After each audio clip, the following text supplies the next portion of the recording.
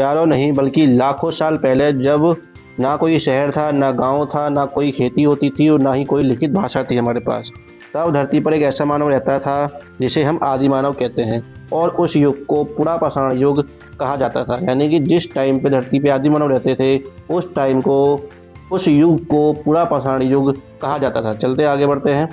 तो आपको एक घना जंगल दिख रहा होगा, ये उस टाइम का जंगल है, हालांकि ये एआई से लिया हुआ है। बगल में आपको कुछ हथियार दिख रहे होंगे, ये वो हथियार है जब आदि मानव अपने आप को बचाने के लिए, जंगली जानवरों से बचाने के लिए, हाथी से बचाने के लिए, शेर से बचाने के लिए इन हथियारों का इस्तेमाल करते थे। आगे बढ़ते हैं।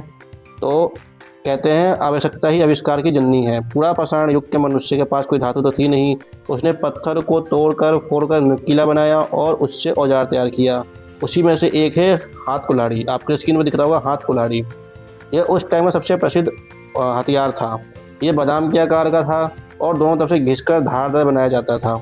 इसका उपयोग शिकार, मांस काटने और लकड़ी तोड़ने में किया जाता था।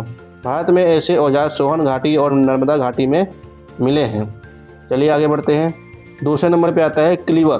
क्लीवर ये चौड़े मुंह वाला औजार था और बड़े जानवरों का मांस काटने के काम आता था और पेड़ों की शाखाएं भी काटने में बहुत ही उपयोगी था ये।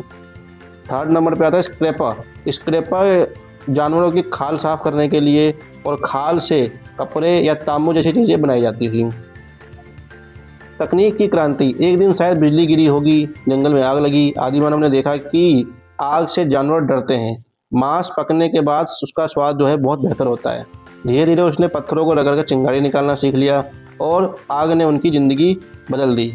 आग से उनको ठंड से बचाव, भोजन पकाना और जंगली जानवरों से सुरक्षा मिलती थी।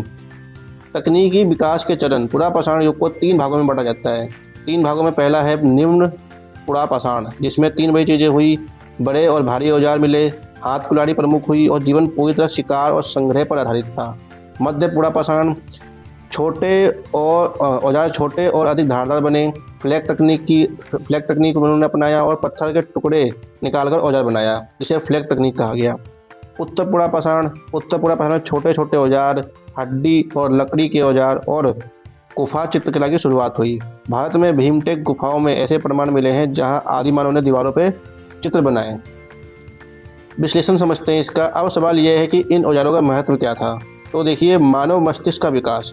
औजार बनाने के लिए योजना और समझ की आवश्यकता थी, जिससे उनका मस्तिष्क का विकास हुआ।